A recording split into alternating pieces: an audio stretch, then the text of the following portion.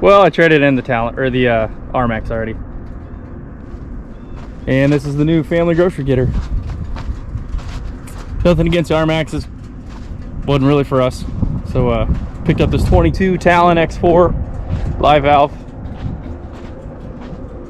They gave me a pretty good deal trade in on that RMAX.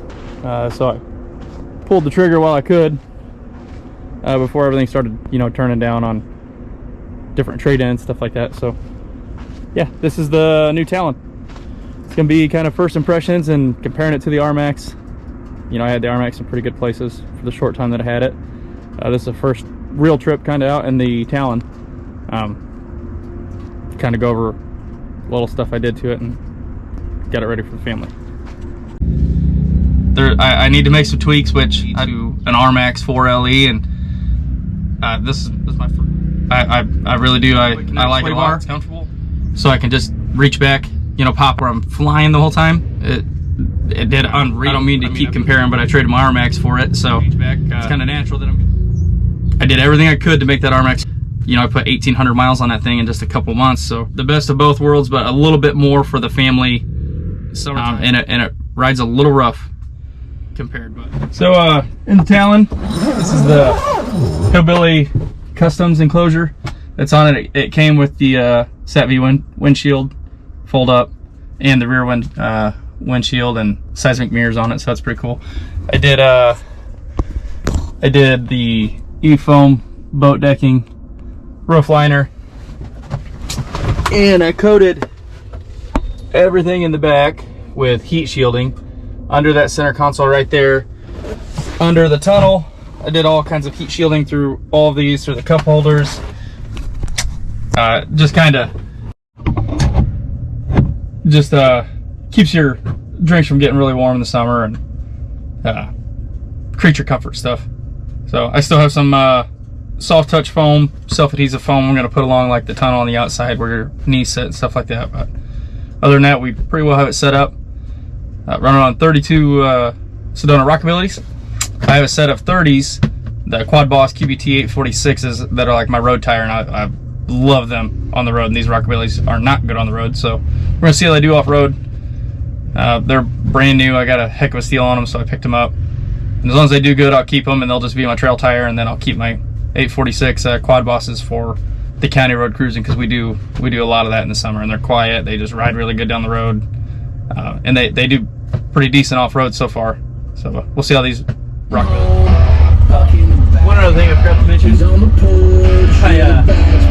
my stereo system is literally two JBL Flip 6s.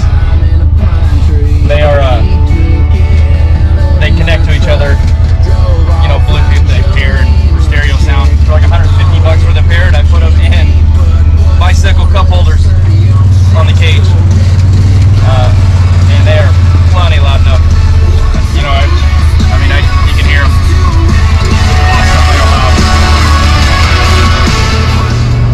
The machine does extremely well so far, and all this stuff. It's kind of the first bigger hill coming up here. I think the tires are helping a lot. I'm running 5.5 pounds in these Rockabilities, and they're soaking up quite a bit. Other than that, everything's going good. We're going to try this right here, two-wheel drive. Yes. Yep, not going to make it. Alright, we'll go four-wheel drive.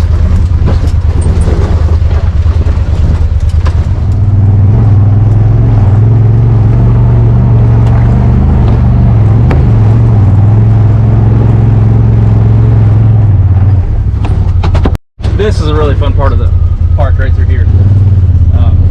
All kinds of little just concrete crawling stuff. Really feel the machine out. I will say 32's made a huge difference on clearance. The little bit that I rode it around home, that was the only thing I didn't like with the 30s on, was absolutely zero clearance on those tires. So not zero, but not enough. These 32s seem to be just that right amount, where I'm not bottoming out on everything, not touching everything, and still not losing too much power. Honestly, didn't feel like it really lost any from the Quad Boss 30s, so that's a huge plus.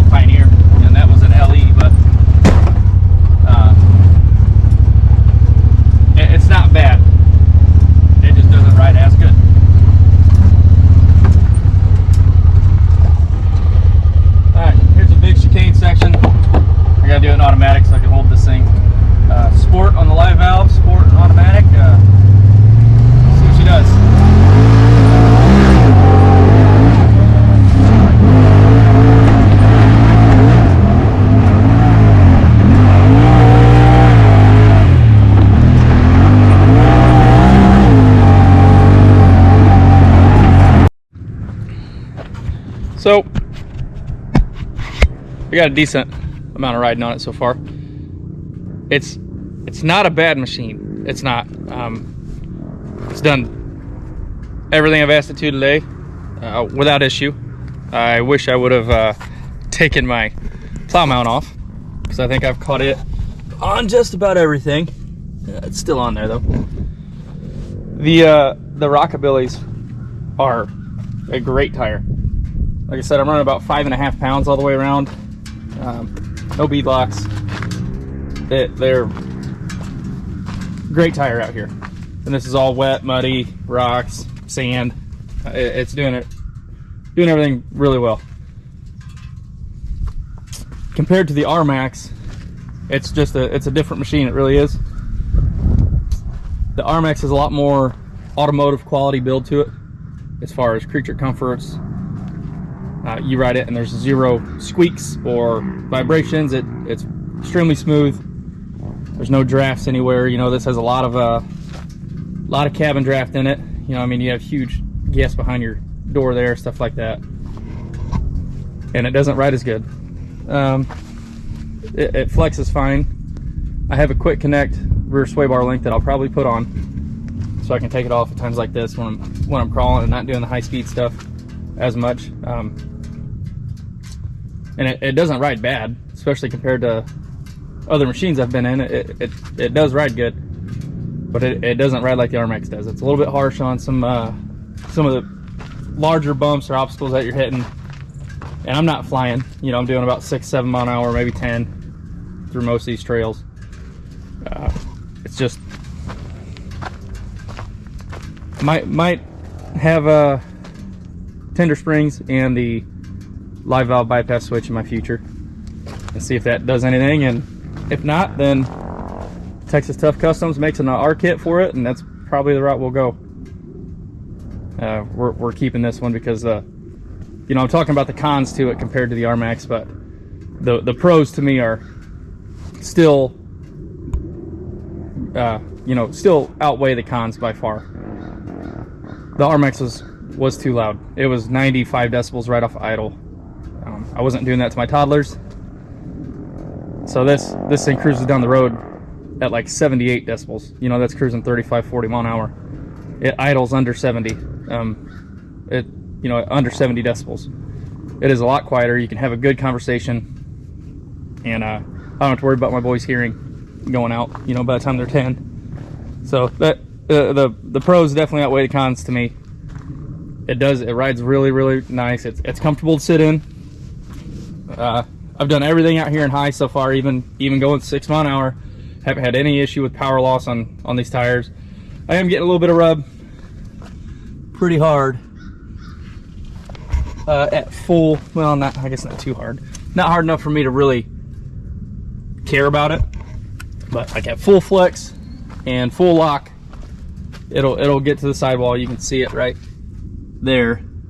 It's getting, you know, it's touching it, but it's not enough for me to, you know, throw up, sound the siren and order arms right away. But there's definitely some stuff I have to do to it.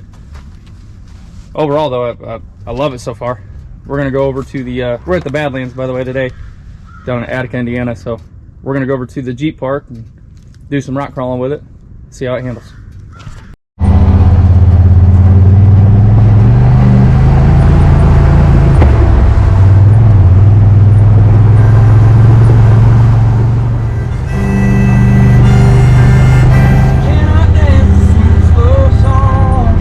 how deep this is.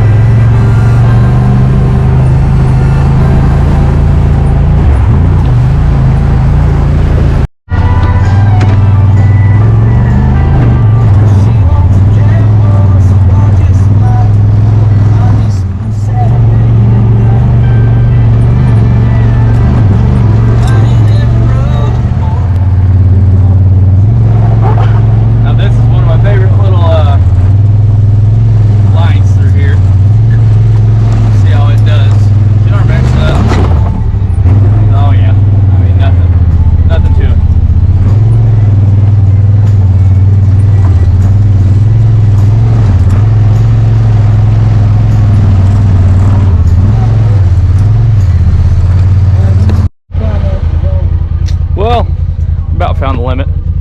Granted, it is a wall. And you can see where I bottomed out pretty hard. A little disappointing, but these bigger tires, I guess. A little bit more lift. Alright, four-wheel drive low, we'll see.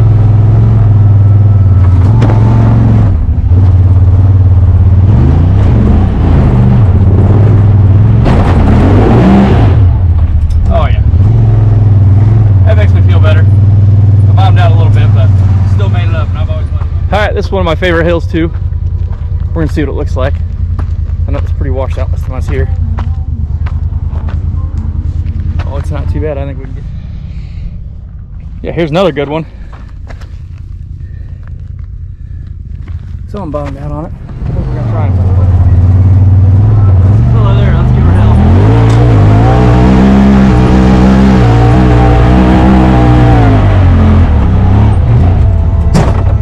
Yeah, bottomed out again.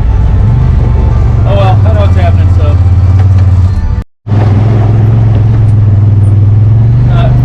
First one I did in two-wheel drive. I'm gonna go up this a little bit here and see what it's like at the top.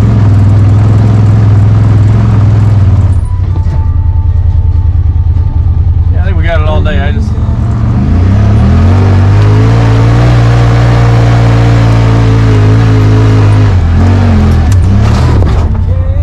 all day.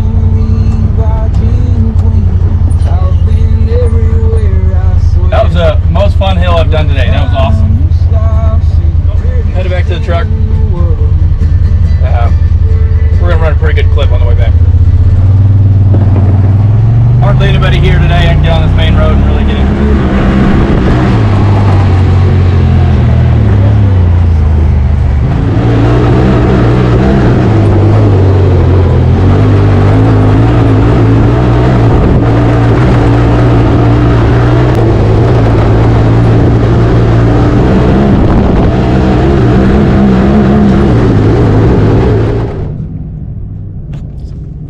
Yeah, aside from